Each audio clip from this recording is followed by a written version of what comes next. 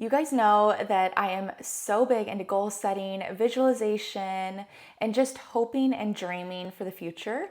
And so when I heard about the concept of a winter arc, I knew we had to go over it on the podcast. So that's what today's episode is going to be about. Welcome back to Wellness Fixes the Pod. I'm your host, Dr. Kelsey Vick, a board certified orthopedic doctor of physical therapy, a pelvic floor physical therapist, and the owner and founder of the Ella Wellness Sisterhood. And the winter arc is a period of time between October 1st and January 1st, so the end of the year, where we really set the runway for who we want to become in the new year. So it's a way of setting the groundwork, laying the foundation for our New Year's resolutions and goals. And when I heard about that, you guys know I love a goal setting session. I love planning for the future, a Monday. That's why I love a Monday. So I definitely wanted to cover it today. And I definitely wanted to do a little bit of an active journal mindfulness session with you guys about your own winter arcs, and then also about my own winter arcs, so that we can all sort of motivate each other, keep each other accountable, and go into 2025 as a more sort of like grounded and confident version of ourselves. So a few updates before we get into it. The menstrual cycle program is in full swing. We're building it on the back end, and I'm so excited about it. I know you guys are probably sick of hearing it if you've listened to the podcast for a while, but I am building a menstrual cycle program, and I want you guys to be a part of it and helping me build it. So please fill out the survey that I will leave in the description.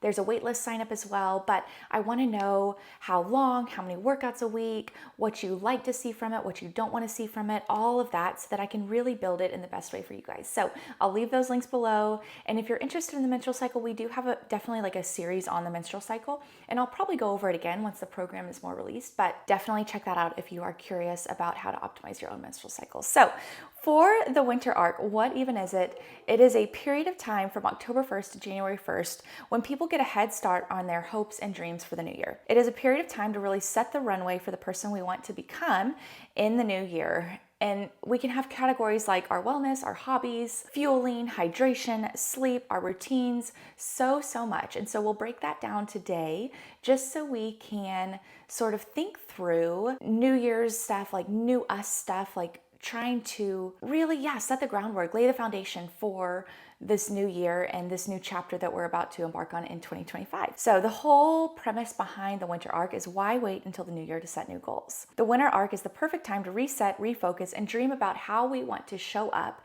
as our best selves in 2025. And a little bit of disclaimer before we get into this journaling session, but this can be triggering for some people because I know the wellness industry in general is all about improvement, optimization, like refocus, become the best versions of yourselves. And I've even used some of these words already in this podcast, and I'm like kicking myself for it a little bit because I enjoy listening to things like that, and I enjoy resetting, refocusing, dreaming, hoping, and just working on creating and growing into the best version of myself, the most complete version of myself. But I know that sometimes that content can be a lot for people. So if that is you, please do not feel like you have to listen to this episode. It's meant to be motivational. It's meant to be inspirational. It's meant to give you guys some things to think about when we are about to sort of enter into this new year of 2025. But if this content is too much for you, if you find yourself being triggered by always striving for improvement, then definitely this one's not the episode for you, because it is a time for us to like hope and dream. And if you're not in the space to do that, that is totally okay. I know that sometimes I'm not in the space to do that just because I feel like the wellness industry in general is just add. What can we use to optimize?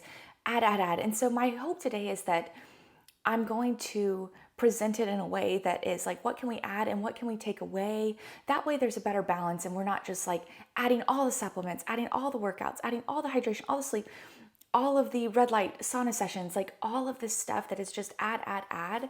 So I want you to be mindful of how you're feeling when it comes to wellness in general and self-improvement and optimization and health optimization, so that you do not go into this episode already sort of triggered. Because again, I know I have been in that space, and I don't necessarily like getting thrown material that is always like add. What can I do? You're not good enough yet. You're not good enough.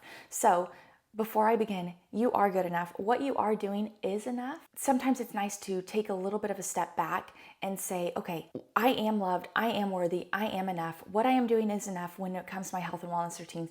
But is there anything that's not serving me anymore? What can I take away? And so if that's you, maybe go into this episode as like, what can I take out of my routine rather than what can I add into my routine to make myself that much better? So just, yeah, a little bit of a disclaimer, because I know that sometimes I can get triggered by this sort of material. And as much as I love goal setting and visualizing and thinking about how I want to show up as my best self, I know that sometimes I'm just not in the right headspace for that. So if that is you, feel free to pause, skip this episode, or just think about ways that you can improve your overall health and wellness by taking away, by subtracting from your overall routine. And I'll go into some of the things that I'm going to try and subtract from my own routine when it comes to winter arc, but maybe think about that, because I'll also go into things that I want to add, and sometimes that can also just be a little bit too much if you're currently not in the right headspace or environment externally, like your own personal life, to be thinking about self-improvement and health optimization. So for those of us that do want to go through with the journaling session, we will begin. But I'm going to say this too at the start. If you can, pause the episode a little bit. I'll tell you guys the categories. We're going to go over movement, spirituality, fueling, our environment, relationships with others, relationships with ourselves. And so those are going to be the topics. And we're going to go through questions like, what parts of yourself and your routines do you want to leave behind? What parts of yourself and your routines do you want to carry forward? And are there any new things you want to add? So think through these things. And if you can, if you're in the car driving, if you're working out, pause, think about those categories and think of it for yourself. I know I did this with the dopamine menu, where some of the time when you hear someone else's, you automatically think that that is what you need as well before you've actually thought through it yourself. So if you want, pause it, come back to this episode, because I'm going to share mine as inspiration and just as ideas. And I hope that you guys would also share with me your inspiration and ideas for your winter art journaling session. But I want you guys to also take the time to think through the first ideas that come to your head when it comes to these categories. So take some time, pause, and then join us when you're ready. So for movement, for me, again, I took it as like, what do I want to leave behind? What do I want to carry forward? And what do I want to add? So what do I want to leave behind when it comes to the movement category? And again, I always start with the movement because this is my expertise. It's something that I feel like I have really honed in on and created a great mindset around, and also routine around. And so I like to start with this because there is always room for improvement for me in this category, but I do feel like this is more where my expertise lies compared to some of the other categories. So what do I want to leave behind when it comes for movement? And I don't know if this is necessarily under the movement category, but I love naps. I feel refreshed after naps. So I would like to leave behind the need for a nap every day, because there are times where I'm like, okay, I just have to nap. I have to get my nap in. And sometimes it is beneficial. I wake up feeling more refreshed and more motivated, but then sometimes it's not. And I want to be better about distinguishing those, like a beneficial nap and then one that's going to harm me once I wake up. So I think it's also been helpful because I have been focusing more on sleep and actually getting good quality sleep and prioritizing sleep. So over the last like 3 or 4 days, I haven't felt the need to nap, or I haven't napped, and I think that's also really helped. But I want to not nap every day because I do feel like sometimes it is a time suck that does not need to happen. What do I want to carry forward? I want to carry forward movement based on my menstrual cycle. And again, over the last year and a half or so, I've already started doing that, but I definitely want to carry that forward because I do notice a huge difference in my body and a huge difference in the grace that I show myself when I show up on the mat in my luteal phase and I'm just not feeling it.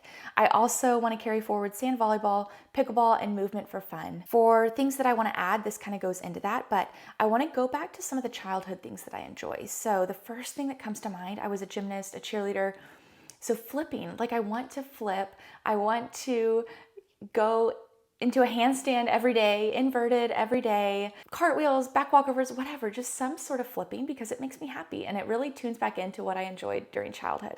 I'd also maybe like to do horseback riding. I'm in therapy right now, and one of the mindfulness like visualization sessions that we do, a horse, like me horseback riding always comes to mind, even though it's been probably, 15 years since I've been on a horse, but I used to love it and I loved doing different sorts of horse camps and equestrian stuff. So I might want to start horseback riding lessons again and just like feel that freedom, because there is a reason that when I think about abundance and expansion, me riding on a horse comes to mind, right? There's something there that I want to dive into. And then the last thing, learning choreographed dances. My husband and I loved to do this when we were dating, actually. We'd turn on different choreographers on YouTube and we'd learn dances together. And again, it goes with the flipping, it goes with the horseback riding. It's just fun movement. So I'd like to tune back more into that side of movement and have more of the fun stuff in addition to some of the structured stuff that I love doing as well. For spirituality, what do I want to carry forward? I go to weekly adoration and church, so I want to continue to do that. I've been a Christian all my life, so church has always been a part of my week, but adoration over the last 3 years, maybe even 4, one Lent, I did a challenge where I wanted to go to adoration every week, and I've just never stopped. And it's been the most like peaceful, figure outable time during my week where I just go, I journal, I read, I listen to a podcast on faith-based things. I just dive into my faith a little bit more. So I definitely want to carry that forward. What do I want to add? More purposeful mindfulness, meditation, and abundance sessions. Again, I want to work more on that expansion and work more on driving down those neural pathways for positivity, for expansion, for abundance, rather than self-doubt, negativity, all of these more restrictive mindsets. So I definitely want to create more space for that and more time in my day for that. More frequent faith-based journal prayer sessions. I've mentioned this on the podcast before, but writing down some of my prayers definitely helps me keep an active mind rather than like having things be like, squirrel, like, what is that movie, Up? I always think that's what my mind does when I'm just like not actually journaling and writing things down. And I want to be more consistent with morning prayer time just to start my day on the right foot, because I've noticed that some of the time I try and rush through it at the beginning of the day, or I'm like, oh no, I forgot about it at the beginning of the day, let me rush through it. And it's just not, it doesn't feel as like purposeful. And I want to really dive into that time with Jesus a little bit more, especially in the morning, which is when I sort of feel most connected to him. For fueling, what do I want to carry forward? I like to focus on the positive. So what do I want to carry forward? Order of the foods that I eat. And over the last year, maybe 8 months to a year, I've been focusing on improving my overall metabolism through the order of foods that I eat and my overall blood glucose regulation through the order in which I eat my foods. And we have a podcast episode on that. I'll try and link it in the show notes too. But going protein and fiber before carbs to help balance out my blood glucose levels, that's really helped me feel a lot better in my digestion. So I definitely want to carry that forward. What do I want to add when it comes to fueling? Less processed foods, the quality of the foods that I eat, I want to improve that, which again, both of those I feel like we're getting better at, but it is something that I would like to get even better at, because I notice that my body just feels so much better when I restrict those things even from my home and focus more on like meal prepping some of the vegetables beforehand and just decreasing some of the time it takes to eat healthy foods and to choose healthy foods. So I know these are all probably things y'all have heard before, but it really is. I want to be more purposeful about that. And then I also have on here baking and cooking homey foods more. I used to love baking. There's these tahini chocolate chip cookies. Like I like healthifying foods, like making comfort meals a little healthier. So I'll swap out sour cream for Greek yogurt or Greek yogurt for whatever. Like I'll try and make things a little bit healthier. And so there's a banana bread I make that's a little bit healthier. There's a chocolate chip tahini cookie recipe that I got that I'll also try and link below because it's delicious. It is from, I can't think of the creator's name, but I'll leave her below because it's wonderful. And the recipe's great.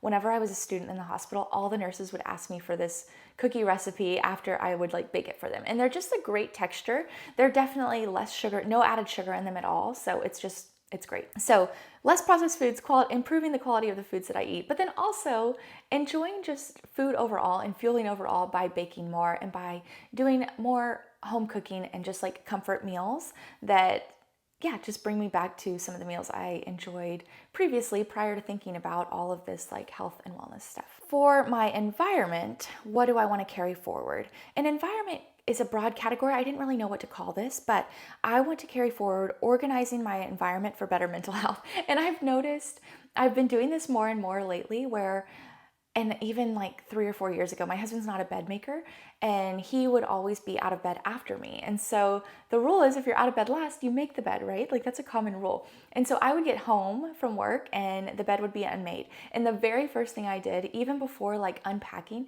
is I would make the bed, because even if I knew that that bed was not made, it would, like, even if I didn't see it, if I just knew it wasn't made, it just cluttered my mind a little bit more. And I've noticed too, where when I have things put away from the drying rack, my mind just feels a whole lot clearer. Clearer countertops, clearer mind. So my goal is to carry that forward, is just creating a more organized space so that mentally and in my work, I can feel a lot more organized. And yeah, just it's a weird thing to think about, but if your space is cluttered, my mind, or if my space is cluttered, my mind feels cluttered. So if that is you as well, that's what I mean more by environment. And then what do I want to add? I would like to dive more into the non-toxic cleaning supplies. And right now, I don't like wasting the stuff we have. So my goal is just to sort of phase that out and get more into the non-toxic cleaning supplies.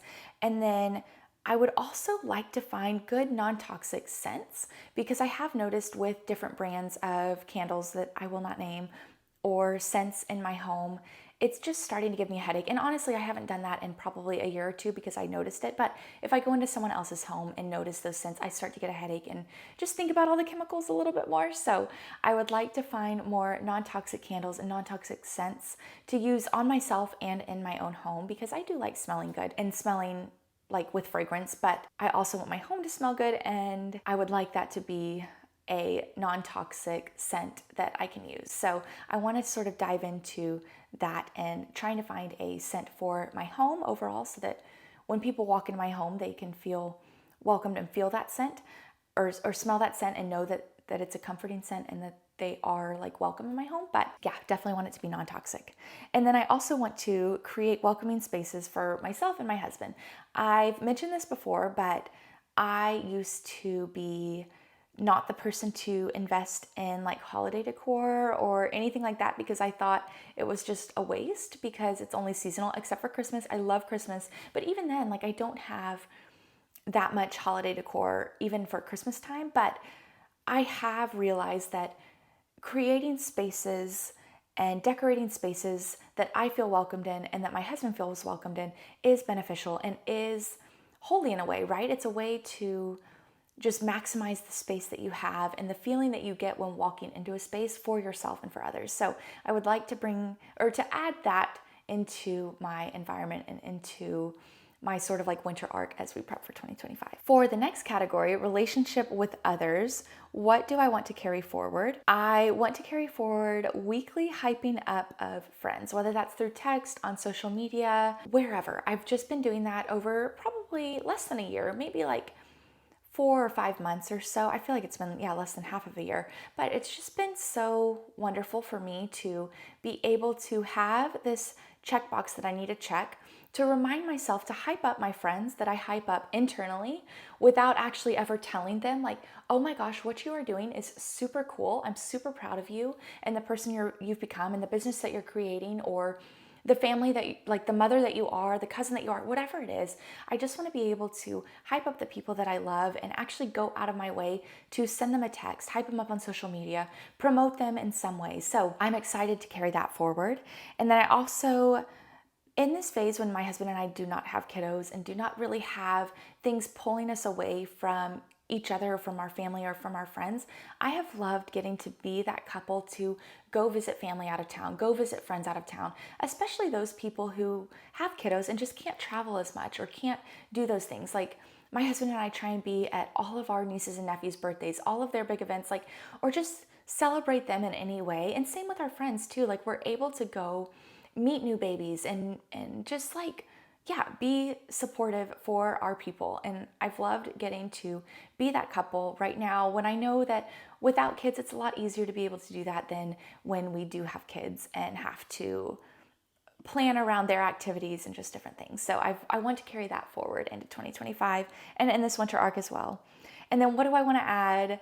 Over the last probably 2 years or so, my husband and I haven't gotten to take many vacations by ourselves, so I want to add that in. And I love travel. And if you guys listen to my dopamine menu episode, you know how much travel means to me, and just the experience you get and the investment you make into your relationship with whoever you're traveling with is awesome. So I would like to travel more. Work dates I have on here too. As someone who is mixed between like a hybrid work environment, I would like to be more purposeful. A lot of my friends and family have now started working from home a little bit more, whether through entrepreneurship or new jobs. And so I want to have more like work dates with friends and family especially. And then I have on here also time sacrifice, because I am not a very flexible person when it comes to my time. Like if something is scheduled on the books, like I will go to it. But if something all of a sudden comes up, I am not very flexible with my time. And I used to be, and still probably am, like very strict with bedtime and wake up time.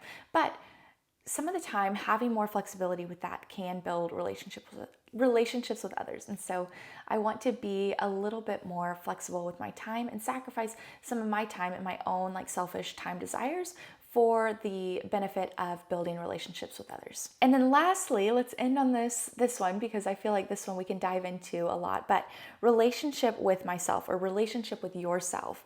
What do I want to carry forward?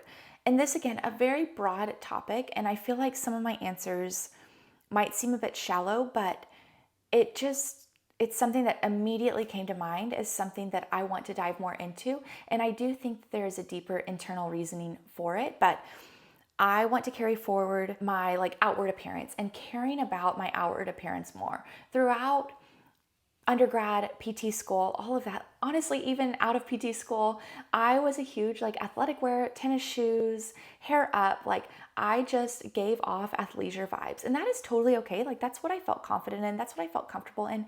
But as I've gotten further away from that a little bit and further out of that time frame in my life where now I am an adult and I want to dress more like it and put more or continue to put more effort into my outward appearance when it comes to clothes, body care, just different things. So it does seem shallow, but I do think I used to like love fashion and shop and just like investing in a wardrobe that made me feel good about myself. And over the last probably 6 months, I've started diving more and more into that. So I would like to carry that forward. So that includes like, again, caring about getting dressed. There's some times when I go and hang out with my family that I would just wear like loungy wear.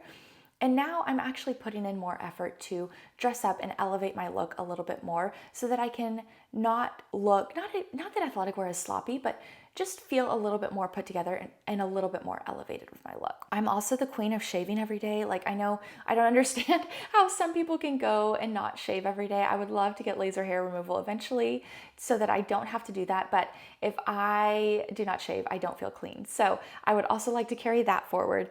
And then I do feel like I've optimized my skincare routine. So I definitely want to carry that forward too, where I found ingredients and products that are relatively like not cheap, but like efficient. I don't feel like I'm spending thousands of dollars on my skincare in order for it to look good. And I do feel like the quality of ingredients that I've been able to find within these more reasonable options is good. So rather than being tempted by some of these like hot and trendy skincare items, I do feel like I finally found a few that I'm like, okay, oh my gosh, that serum's not that expensive. Like, and it's got niacinamide, like all of these things. I feel like I've optimized that a little bit more. So I definitely want to carry that forward. And then again, I've mentioned this a lot of times on the podcast, but therapy and expansion work. And again, I'm going more towards like an independent route on that, where I've come to a point where we are going more infrequently in between visits and it's becoming more independent and up to me to do that work. And I'm totally okay with that. I want that. And so that's what I want to carry forward with me during this like winter arc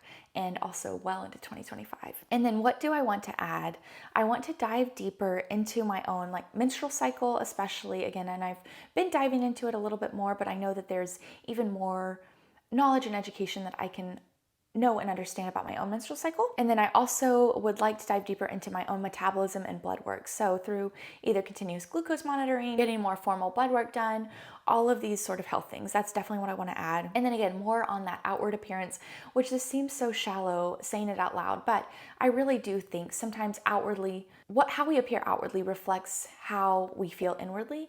And I want to just focus a little bit more on that and not revert to Lululemon leggings and a sports bra all the time, even though that is like my job and what I do day to day. But I do think, especially hanging out with family and friends, there is a time to be more elevated. And then same thing with makeup. I've never been a huge makeup person, but I would like to get more into just elevating my look in that way and feeling more put together, which again, over the last probably year or two, I've definitely gotten more into that and felt better about it. But that's something that I want to add for my relationship with myself as well. So those are just my ideas. I hope you take the time to do your own winter arc journaling session so that you guys can prepare this winter arc, prepare the foundation, and just think about the goals you have before 2025, before the new year. That way we can, lay the proper foundation, set the groundwork, set the train in motion so that we can all enter 2025 as the best, most confident versions of ourselves. So I hope this gave you guys some ideas, some inspiration. Again, please share yours with me. I'll try and put it on my Instagram because I would love to hear some of your ideas. After I did the dopamine menu exercise with what's on my dopamine menu, you guys gave me some great ideas after, and I was able to add it to my own dopamine menu. So I hope the same thing goes for this winter arc journaling session. But thank you guys again. Please share yours with me. And if you haven't already, if you enjoyed this episode, please share it with someone. Like, comment, review, subscribe, follow on whatever podcast or social media platform you're watching this on. Thank you guys again for all of the likes, follows, all of it, because I love doing these. I love educating, and I love getting to hang out with you guys weekly on the podcast and do more long form, like just wellness girl chat type stuff. So thank you guys again for listening to this episode, and I'll see you guys again on the next Wellness Big Sis podcast episode.